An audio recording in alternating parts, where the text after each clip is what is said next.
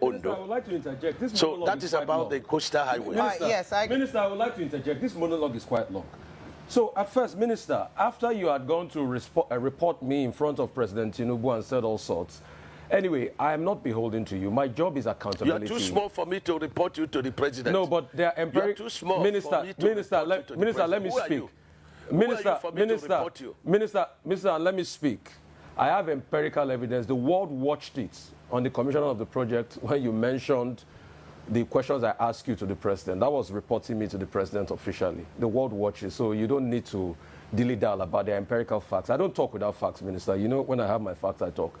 And I insist on my question when I ask on cost. Rufai, let me only address you. Minister, you will not allow me speak. The problem is you will not allow me speak. You spoke for over 20 minutes, over 10 minutes. Because you don't know what you are speaking. But let me speak. Let me speak. You will not. What your profession is. You will not allow me speak. You see, if you can just keep quiet and be calm.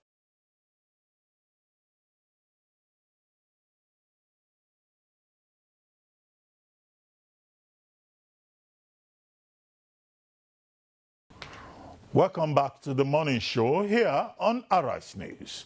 One of the landmark projects of President Bola Ahmed Tinubu's government since he became president is the Lagos-Calabar Coastal Highway. The federal government has recently approved an additional 100 kilometers to the coastal highway so that it can pass through Edo State. This brings the total length of the highway to 800 kilometers and the number of states covered to 9. David Umahi, Nigeria's Minister for Works, disclosed this last week at an Independence Gala night hosted by the Edo State government at the State Villa, Benin City, on October 1, 2025.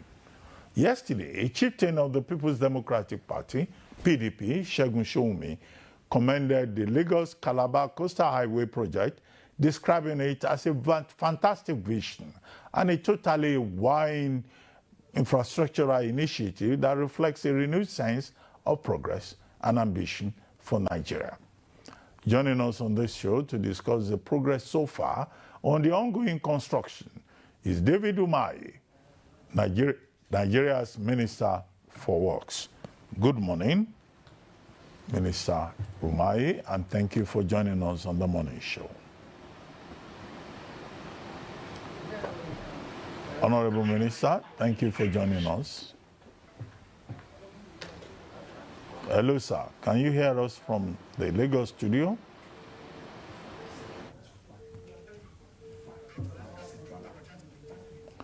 Okay, we're trying to establish a connection with former Governor David Umahi, now Minister in charge of Works. Well, you know, Rufai, you have been very vocal on this subject of the Lagos-Calabar Highway. It looks like significant progress is being made. Yesterday we had Segun Soumi, or Tumba Segun Soumi here, who spoke glowingly about the achievements of an APC government. He is in the PDP, and also about the efforts of Minister Dave Umahi, and even the extension, Benin Axis extension and all of that. But what are your thoughts? I think that we have reached a point now where the minister and the federal government deserves commendation with this Lagos-Calabar Coastal Highway. I've always loved and advocated for development. But development must be done with accountability. Because we are the custodians of society. I keep getting reports. People like Winsome Homes, and their homes were affected, and they have been going back and forth, and the minister has not given them anything judicious. We keep getting questions about costing and loans, like this 100 kilometers you're talking about. And I'd like to know from the minister, how much is it going to cost us? Are we taking loans as regards this? I'm aware that there are two. Oh my goodness. All right, okay. I believe we have the minister with us now, so like Dr. I was saying, I'm aware that there are two tranches of loans collected. Okay, we have the minister. Because of our time, let's go to the minister. Honorable Minister, good morning. Hello, sir. Can you hear us now Abati. from Good the morning, Lagos Mayo, studio? and my brother friend, Rufai. Good morning, my very honorable minister. Good morning to you, sir. Okay, Yes. Honorable Minister, you've been talking a lot about the Tinubu administration's achievements in the area of infrastructure. Most recently, you were in Edo State, and you talked about, look, the Lagos-Calabar highway even being extended. Now, just take us through, the infrastructural with regard to roads achievement of the Tinubu administration, which was a major item in President Tinubu's October 1 Independence Day address.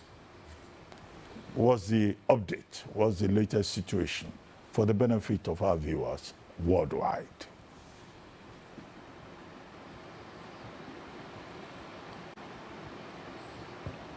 Hello, sir. Yeah, I don't know why this is disconnecting. I heard Abati briefly and it cut off. Abati, can you hear me? Yes, very clearly now. I was just asking about update on infrastructure and achievements of the administration which you have been talking about. Yeah, before I go into that, Dr. Bati, oh my God. Go ahead, sir. Go ahead, sir. We can hear you. What? Okay. Now, before I go into that, Dr. Bati, Maya, and Rufai, I want to say, talk briefly on the Lagos-Calabar Coastal Highway because I listened to, the PDP chieftain that came on this program yesterday about this time, Otumba Shewemi, and I was very displeased with a number of damaging information, that Rufai dished out to the public. And I feel that it's very important that I clear, such damaging information. Rufai was very wrong when he said that I was struggling to give figures on Lagos-Calabar Coastal Highway cost. That is, very disrespectful because this is my profession. And I was in your studio, Dr. Abate, and I ran the figures from the basis, takeoff sheets, and arrive at the cost. Now, what Rufai is asking me to do is to give him cost per kilometer, from Section 1 at Ahmad Bello Way in Lagos, down to Cross River, Calabar. And that is very unfortunate because he wants to learn engineering from the back door. There is no two sections, or even within a road project, even where there are no challenges, that you can get a cost of 1 kilometer the same with the cost of the other kilometer. And I thought that I had sufficiently, explained the cost of the coastal highway. And I thought that each time there was award of any kind on infrastructure and other awards in Federal Executive Council would always come out and then give out the analysis, to the public. And so what Rufai was saying was very inciting. And I think he's very good at doing this, and he should desist from that because it's actionable. Number one, the Section 1, the 30% component of it is, Naira denominated. The 70% is a loan component. And he knows that this loan component was put out to the public, by the developmental bank. The Dutch Bank put it out to the public, to financial institution.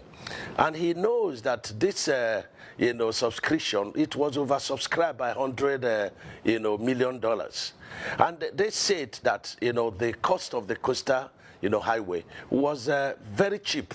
And they had to come to site to, inquire about the standard, why the cost should be that low. And so I have done all that I should do. But if you decide to stay, before the public and then, damage information because you don't like one administration, the other, it's very unfortunate. But that job is ongoing. And I hope that Rufai will have the opportunity to follow the road, one time to appreciate what the president is doing. Now, he took on me again on wing homes. And I want to, put him on a task. These wing homes, I'm sure that he had decided not to understand, the truth about it. The woman that is in charge of wing homes development, from available facts before me, bought 12 hectares of land from the villagers, the natives, according to her, in 2022, and bought it 12 hectares for 50 million naira, not dollars, 50 million naira. And these investors, from what I have, because they have contacted me, 2 brothers bought 5 hectares. One person bought 5 hectares. That is 10 hectares already, and they're all based in Nigeria. And as of 2021, she had started selling. But the document I have says she bought this land in 2022, and only 12 hectares. And then she was selling 21 million naira, not dollars, in 2021. And as at the time we started construction, she started selling a plot for 70 million. And a plot is 675 meters squared. That is what her own plot, was said to be. Now, these are the questions. Who are these investors? That's number one. Number two, you bought, 12 hectares within a very developed area, for 50 million. In 2022. If you go there, you see a lot of houses around there. And so how come, was it properly bought from the native? That's number two. Number three, did you register the concern with Lagos State government? Can you put up the document before the public? You should send it to, the attorney, Mr. Rufai, so that he can look at it. Number four, who are the people that bought this land? Did they pay in dollars or they pay in naira? Should be able to publish it. Now, I took journalists last week to Lagos at the point of, and Rise was there. And they had to explore the entire premises. And if there were, buildings there and they were demolished, the tendency is that you will still see even some few rubbles there. If the land was reclaimed, you will not see the original vegetation. So they didn't discover any evidence that one building was put up outside the gatehouse, which we demolished. We, valued it and we demolished it, and that was 19 million. That's what they valued it for. And then there was also no evidence that there was approval for any building by the Lagos State government. If there was, they should put it forward. Number five, they should also show us those buildings where they were located and the monitoring of those buildings by the Lagos State government, because you would not be building without being monitored in Lagos State. So these are the issues.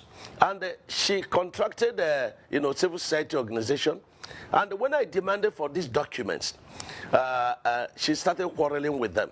So why are we not probing into issues that could damage the country?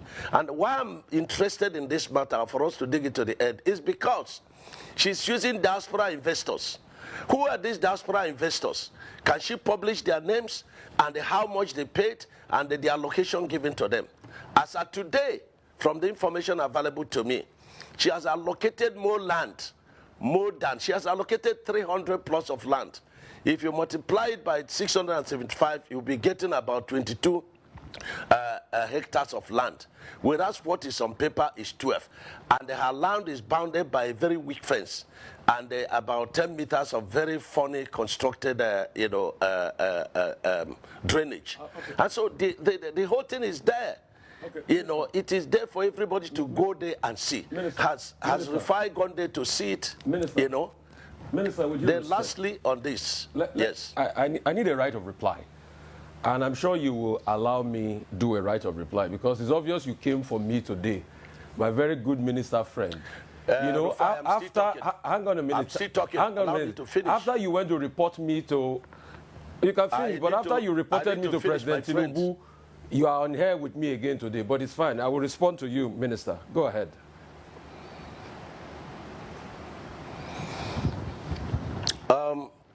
You were putting a...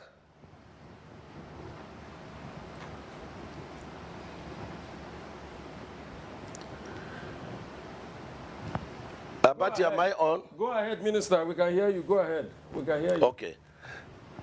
Yes. Now, the third one, Rufai became an attorney, darkening counsel without knowledge.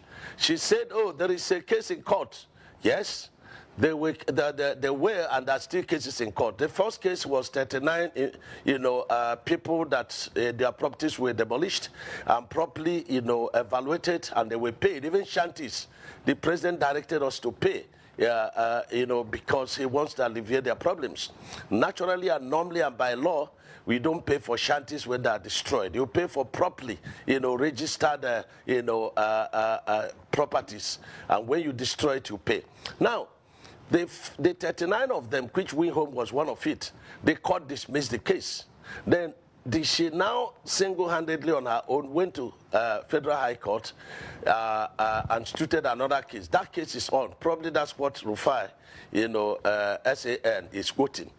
And then there's also another case she instituted, diaspora investors. This diaspora investor, there was no registered, evidence. And so they cannot sue or be sued. Now, the question is, in the court did not put any injunction against the work. And in any case, we had passed the road even before they went to court. If somebody sues you, Rufai, and says that, you passed, against the traffic, which you did sometime, you broke the law. And it does not mean that, you are restricted unless the court evidently says so. So these are the issues. Now, the diaspora, the investors, who are resident in Nigeria, with me and you, they have come to me, they have sent me a letter, they want to come to the office to see me. And I'm willing to see them. I wanted to take on the woman because when she's using the issue of diaspora investors, it makes other people, genuine investors that want to invest, to be afraid. This government is very friendly with, diaspora people, and so we wouldn't allow her to use the name and damage, the administration. So I had wanted EFCC to come into the case, DGSSS and police, and even the Interpol. But I have left it to the investors. When they come, they are willing to do that, they will process it. So these are the issues about the coastal highway. But notwithstanding, the coastal highway is going on very well, very competitive. We are in session 2 now. We've opened session 3 and 3B, 65 kilometer in Calabar and, and Akwa Ibom. This section 4A and 4B going on at Ogun. And also at Ondo. I would like to interject. This so that is about long. The coastal highway. Minister, yes, Minister, I would like to interject. This monologue is quite long.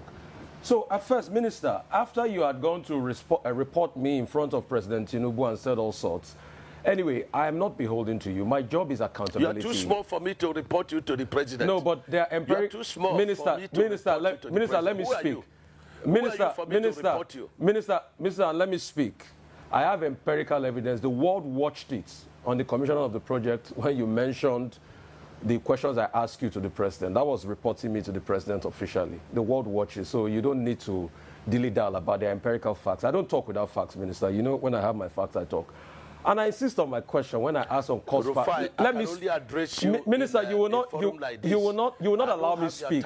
The problem is you will not allow me speak. You spoke for over 20 minutes, over 10 minutes. Because you don't know what you are speaking. But let me speak. Let me speak. You will not. What your profession is. You will not allow me speak.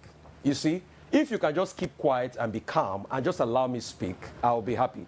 All right. So my question still persists as regards the cost per kilometer. You cannot tell me that we don't have a right to know the cost per kilometer. Even if it's an undulating landscape, give us all the facts and the details of the cost per kilometer. That's all we'll ask for. Other questions as regards the loans taken. Let me finish. No. I won't Let keep me quiet finish. for you to damage Let me information. finish. Listen to me. Minister, you will Listen not to allow me to speak. The minister will not allow me to speak. No. Don't do that with me. Minister will not allow me to speak. Don't do that with me. I was in your studio. Minister will not allow me when the first section was on, and I ran the figures. And what you're asking us is 750 kilometers of coastal highway. We should tell you cost per kilometer. So you multiply by 750. That's nonsensical. No, so tell me the cost per kilometer. There's nothing too hard for you to tell me that figure. You've not still told me that figure, so I was right on that point. The second point... Because you don't understand anything. The second point I'm trying to make is You don't understand anything. I'm a professor in this field. Okay. You don't understand anything. What university gave you professorship in this field? And you cannot ask me to tell you a cost. What university gave you professorship in engineering? I didn't know you were Professor Umahi, Minister. I didn't know. So... Please, I'm professor in practice. In practice. I'm professor okay. in practice. Okay. I understand engineering very well. So secondly, and you have no knowledge of what you're asking. If you will let me... You have no knowledge. If you will let me ask questions. You keep quiet. Okay. And then stop, okay. you know... Minister, it's all right. Keep dignifying yourself and let the world see you for who you are. If you allow me speak, the other 100 kilometers that you said they've added to it, we would like to know the cost per kilometer of that one.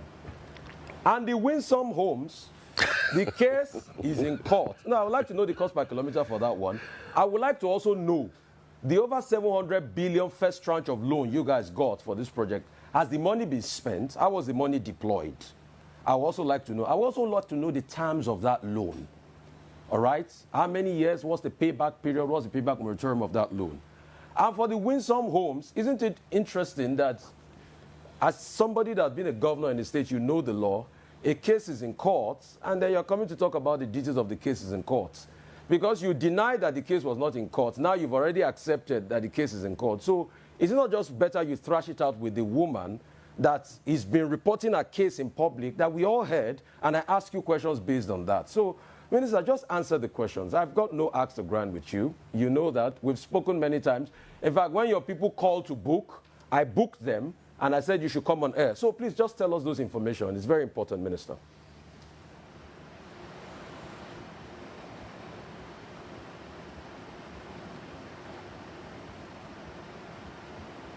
I'm not hearing, even though this guy is not... Yes, you know, in certain cases in court, you say, you know, you do no case submission. Rufai does not know what he's talking. And I think he should come to learn, you know, one, how to talk. Number two, Mayo. He answered the question. How have the loan been spent? What's the cost per kilometer of these new 100 kilometers? How much is it going to cost? And how has the cost been spent? All right, Minister Umahi, you have the floor now to please respond to the questions that have been posed to you. Okay. Number one. You know, this guy makes me, it makes me, to laugh, at a very high level of ignorance. I was in Edo State, and I said, listen, the president has directed, 100 kilometers of the coastal highway to pass through Edo State. And this man is asking me how much per kilometer. This 100 kilometers has not been designed. There has not been a soil report on it. And so why are you asking me, is it to name a child or to do a birthday for a child that is still in the belly of, a mother? That's what he said. So, and he's doing it, what is the cost per kilometer? What is the cost per kilometer? Listen, in this kind of project, you are not dealing with a cost per kilometer. You can't say this is an average cost per kilometer. So I'm teaching you English now. You can talk about an average cost per kilometer because every 1 kilometer is different in cost from the other kilometer. So you can talk about cost, average cost per kilometer. Now, Rufai, that project has not been designed. The soil report is not out. That process is ongoing. And when that is done, the ministry will do their own, evaluation. we now go to BPP and ask for selective tendering of the project. And when people have tendered, then we will now evaluate and send back to BPP. BPP will now evaluate and we send back to Federal Executive Council. It is at the end of Federal Executive Council approval that will be able to say this project is costing this amount and the average cost is this amount. Did I answer you? Okay, so you have not designed that project, yes. What about the cost per kilometer of the one you have done thus far? Can you also tell us the details of the cost per kilometer and the over 700 billion Dutch bank loan? Can you also tell us more about that? Has that loan been used? What part of that loan have been used? And what are the terms of that loan?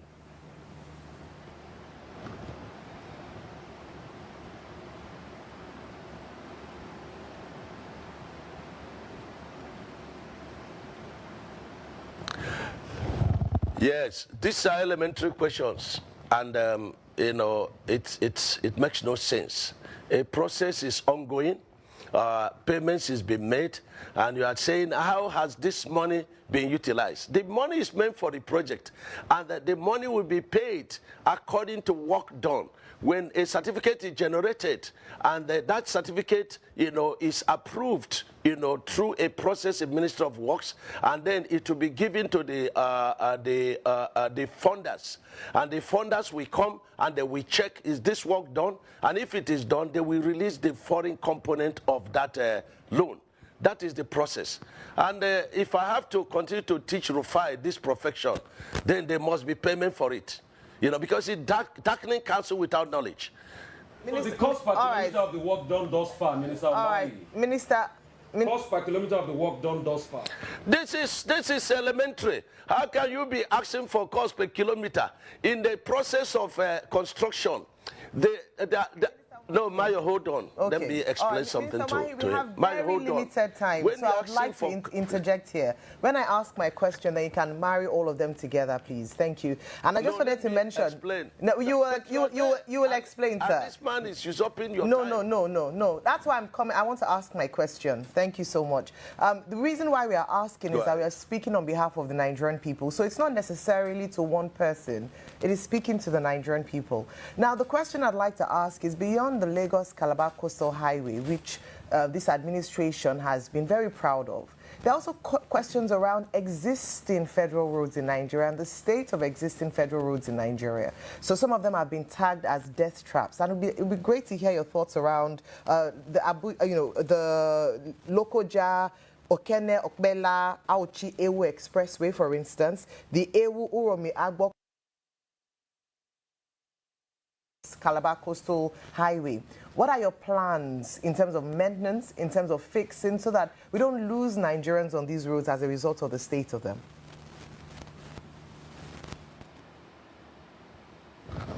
Thank you, Mayo.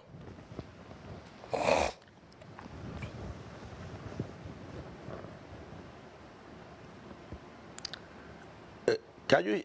Yeah. Okay. We can hear you. This is a very.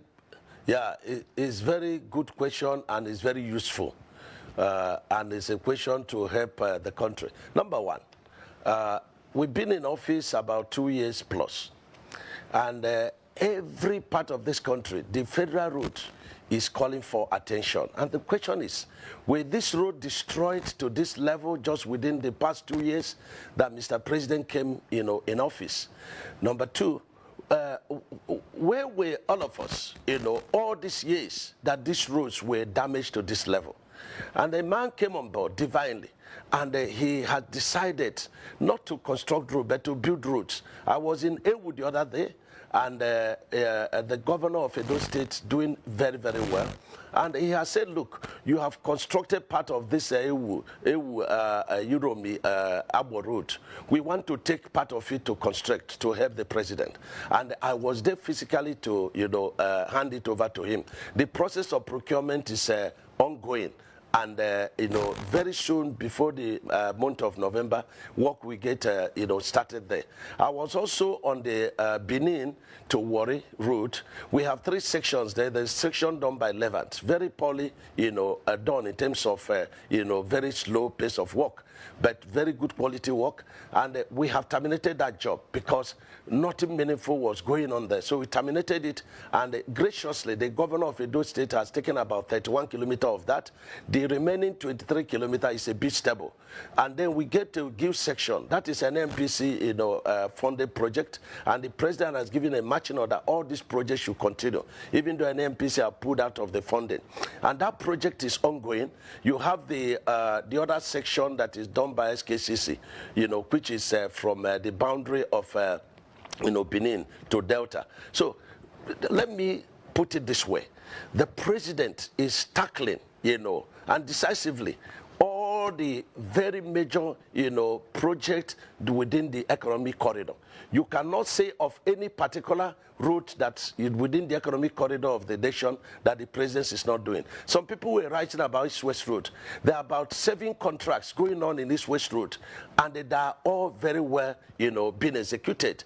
And mind you, we are not constructing road. We are building roads. If roads were built like what the president is doing now, and we have had roads that could last for 50 to 100 years, we will not be in this mess. And so the reinforced concrete technology the president brought to bear is such to guarantee that when road is constructed, the road could last between 50 and 100 years. Now, tell me, when we came on board, which section of the country, federal road, that had 100 kilometers of road that you could ply on without having a challenge? And so the president is doing a lot, apart from the 4 legacy projects, even though they are connecting. And these 4 legacy projects, they are investment, driven projects. For example, the section 1 of Lagos-Calabar Coastal Highway, there are a lot of people that want to come and give the whole money that was used in doing the project and take up the project and then toll it. So is it Abuja Kano project that is ongoing, about 725 billion? That project is ongoing, sections 1, 2, and 3. Is it the project Enugu to Onitsha project? It's ongoing. Is it Port Harcourt to Enugu project? It's ongoing. Is it Sokoto to Zamfara, to Katsina and Kaduna? It's ongoing.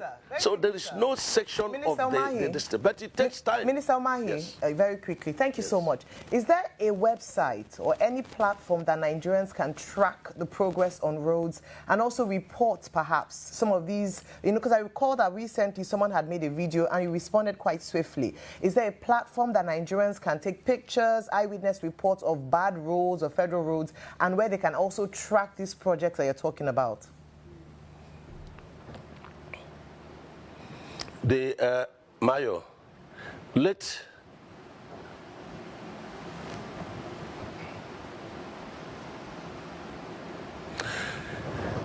yes, we have a website, and we have directed the governors of each state to deploy the state commissioners so that they will monitor what we are doing. And I have directed that in this major project, we should list out major TV stations that will be able to go and be part of the operation. They will video the operation, they will video the method statement, and then deploy to the social media. So they can go to our website, and so we begin to download the operations to the distance, not only for the public to track the progress of works, but also to enable our young engineers to also learn. Those who may not be able to do the IT on site, they will also be able to learn. So these are ongoing. And we are starting a process that is going to outlive all of us. And that is by building a road that is properly constructed. And you can see it. When I said, that the coastal route, is so beautiful. And that, if it's this beautiful, I don't know how the street of heaven will be like. And I expect my friend like Rufai not to, defy the law, and so that he will make heaven alongside with us. Well, on that note, you have not answered the cost per kilometer question. It's just a shame. On that note, Abati, tell this man that, cost per kilometer of road that the section completed. There's nothing like that. In the road project construction, you may finish a pavement, you have not done the drainage. You may finish drainage, you have not done the solar light. So there's nothing like cost per kilometer until it is fully finished before you can know. And the Rufai, the word is average cost, not cost per kilometer, average cost. Next time, try and use it. Okay, on that note, Honorable Minister, Senator David Umahi, we would like to thank you very much for joining us on today's edition of The Morning Show. We'll take